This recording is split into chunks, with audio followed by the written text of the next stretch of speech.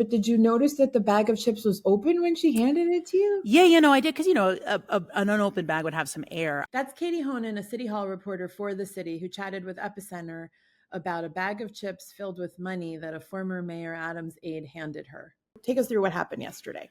Yeah, it was a pretty uneventful, unnewsworthy Eric Adams campaign office opening in Harlem on 124th, right off Lenox. And, I went, my editor said, just go, whatever, go. And I see Winnie Greco there at the start, and I've seen her at every campaign event for Eric Adams since his reelection bid. And, she left the administration last fall. Her two homes were raided by the feds almost 2 years ago. She's been under some, she hasn't been charged or indicted with anything, but she's been involved in some sort of investigation, law enforcement.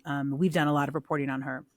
And Winnie Greco was the director of, is it Asian Community Outreach? She was the Asian Affairs Liaison, and she's a longtime volunteer for in the borough president's office in Brooklyn. She first worked for Marty Markowitz and then worked for Eric Adams. And she's been this, to me, intriguing person, her influence. And, we had reported on what appeared to be straw donations tied to the New World Mall in Flushing that she may have had some involvement in. So we've done significant reporting on her. And I always talk to her when I see her. And she's always very friendly with me. And, she says, oh, we're going to talk. We'll talk. I want to be your friend. We can be friends, which is fine. As a reporter, I just want to talk to people. So I saw her before, and then I saw her across the street after, and she texted me. And we don't text a lot at all. Actually, I'd only texted her once to tell her it was my number from a previous event I'd seen her at. And she said, meet me across the street. And she was kind of coming in and out of a TD Bank, which I just took was her taking coverage from the mist. And then I met her across the street. We walked into the Whole Foods, and she immediately says, oh, here, take some chips, take chips. And I multiple times said, no, it's okay. No, I don't want the chips. You can take it. Oh, no, I'm good. Kind of this back and forth. But then I just held on to the chips. We walked through Whole Foods, spoke for a few minutes. And she, again, said, obviously she wants the investigations to be wrapped up. She wants her life back. She's a good, she was going through some of the things that she's spoken to me in the past, and, repeated that she wants us to be friends. And I said, okay, and then we left, and she brought up the chips again. I go, no, you have them. You can take the chips. And she said, no, take the chips. We part. I walk the however many feet to the subway station right at 125th. And right at the top of the subway, I just looked in the bag, and I saw this red envelope. And I sort of hoped there was a note inside or information. And then I saw that there was money, and then my whole day was totally ruined. No, I said, oh, I just panicked about what it was. And nothing like that had happened with her before in any of your interactions? No. This is such a silly question, but did you notice that the bag of chips was open when she handed it to you? Yeah, I did, because, an unopened bag would have some air. I just thought I didn't find it that odd, because I often offer food to people, like, forcefully. And I kind of thought maybe she was eating the chips and then felt rude to not offer me some. It felt like and I also knew when she worked at City Hall, she always brought food in. So I thought, okay, maybe she's just trying to be nice.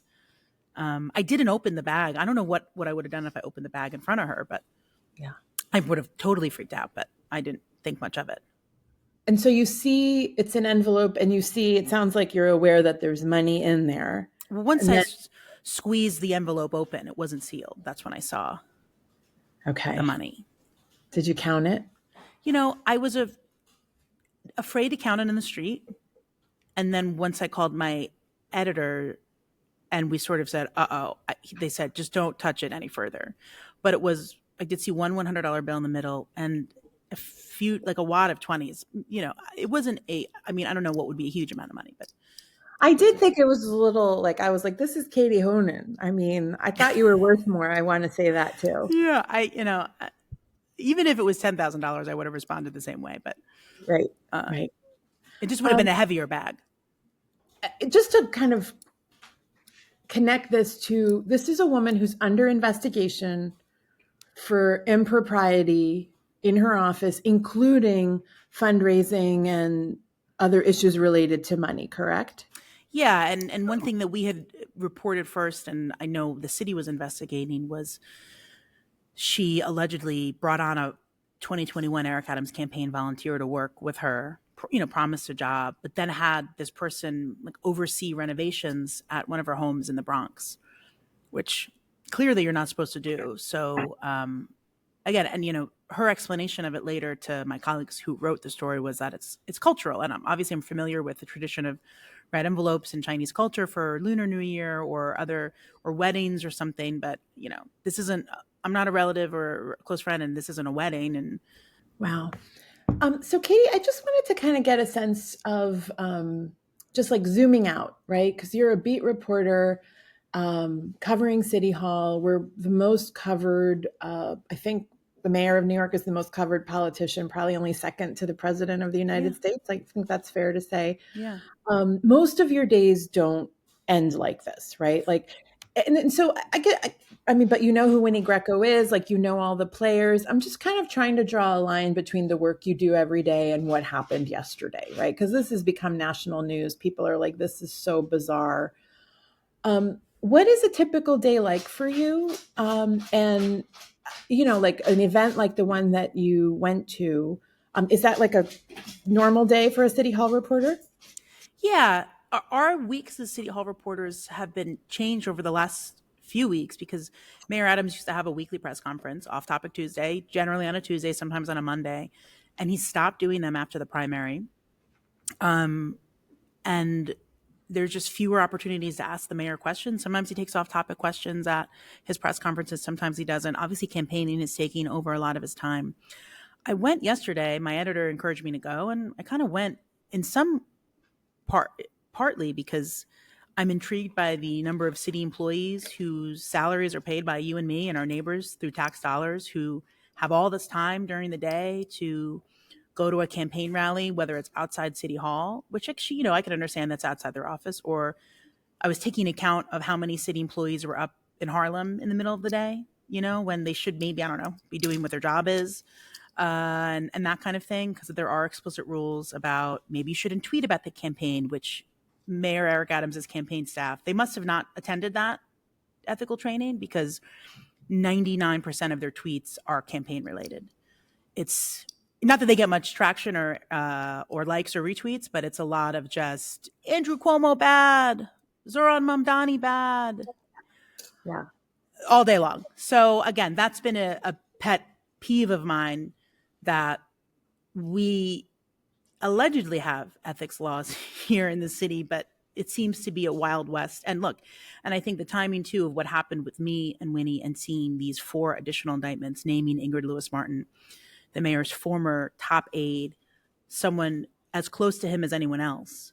She had previously been indicted in December, and now she's named in 4 additional indictments where it's food at Gracie Mansion events in exchange for help with DOB, the Argentos who own Broadway stages allegedly sending her money to stop the McGinnis Boulevard rezoning, DOB issues, HPD issues.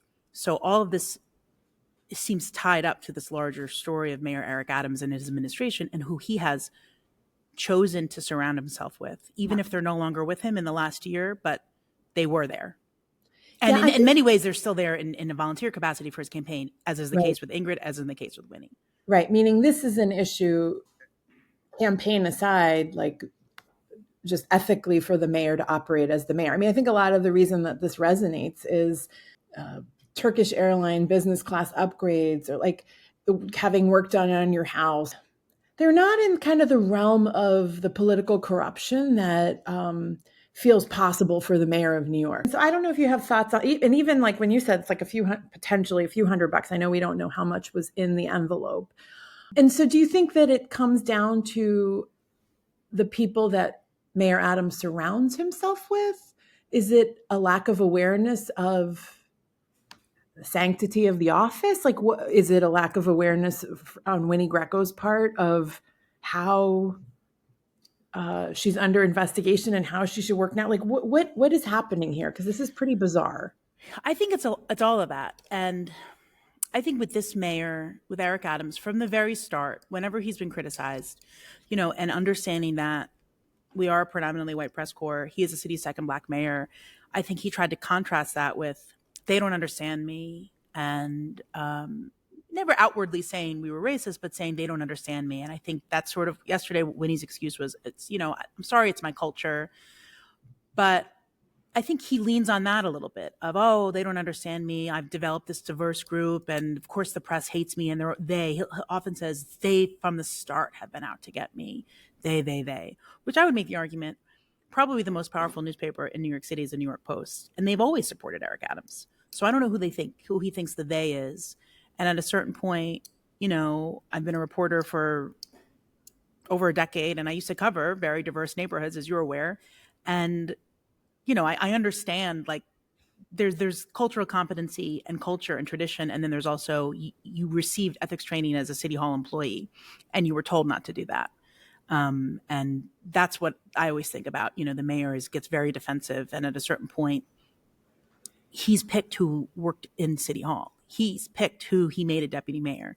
He picked who, his support of someone like Tim Pearson, who's named in multiple lawsuits for sexual harassment, sexual impropriety, assaulting a female security guard at an asylum seeker shelter, which gets into obviously why is a man assaulting a woman, but then also an issue of power, an issue of here comes a highly paid who at certain points was double dipping on a pension and a salary and still getting paid from the Resorts World Casino working for the city. So you have someone who's incredibly powerful and going after someone who is an hourly worker. That's what that is for me, especially the contrast with the mayor always saying, I'm a blue collar mayor and no one gets me. When he tries to paint us as the elites, I have to laugh. Well, and I've noticed that dynamic, and I'm glad you mentioned the racial dynamic between the mayor and the press corps. We actually, as Epicenter, were on the Laura Flanders show early in his term talking about exactly this issue. But I think for you, like your stance has been like, I'm doing my job, right? Yeah. Like my job is to show up at a lot of these events, and a lot of them don't result in the coverage of what we saw yesterday. I also think the cultural competency and how that was the culture bit used as an excuse yesterday by Winnie Greco was interesting. One of the first people I turned to this morning to see what he had to say was Trip Yang. And he very explicitly said, this is not a Chinese thing, just to be super clear.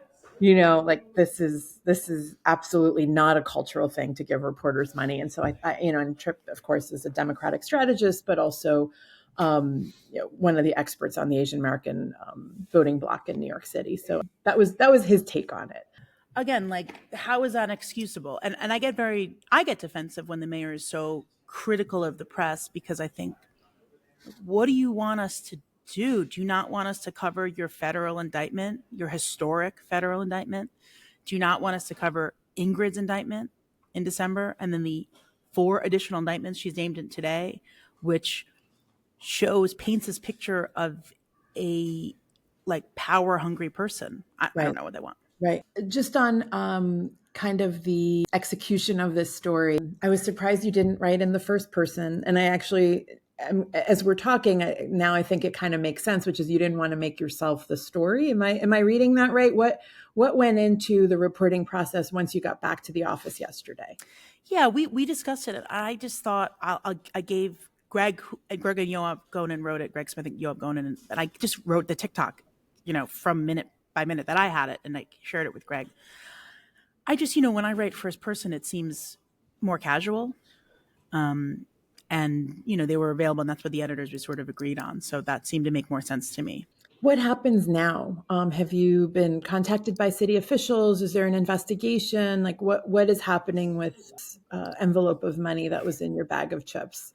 We shared it with the Department of Investigation, and I know they're a referring agency. I haven't spoken to anyone yet, but yeah, they collected the evidence. I wanted to be done with that, all those bags. Katie, before we let you go, I just wanted to get a pulse check on the mayoral election. But what's the pulse of the Adams campaign right now? What are you seeing in the next few weeks on this? I don't think it looks good. I don't rule anything out. I do think Mayor Adams is a very good campaigner, but he's really, I think his anger and his defensiveness is the overwhelming emotion. Even yesterday at the campaign office opening, just explicitly saying, reporters, I only want to get positive questions. Anything that's going to rain on this great day, I don't want to hear from it. He doesn't have matching funds. He sued a second time for matching funds. he has this idea in his head that he said, New Yorkers haven't heard my story. No, they have.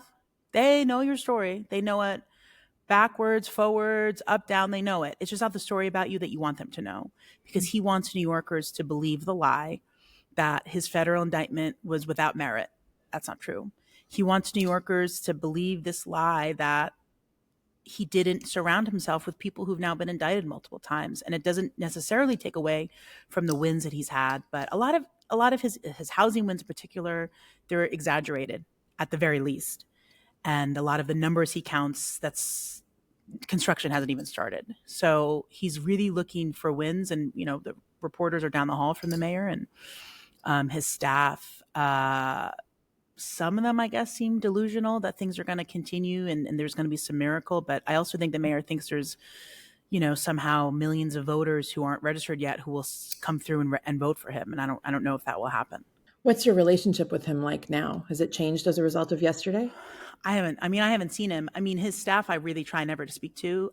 Dealing with his press office has been a very trying experience, to say the least. It's hard to get a straight answer from them. It's hard to get an honest answer from them. I think if they did a better job at what they are paid to do, maybe the mayor wouldn't have such negative press, but here we are.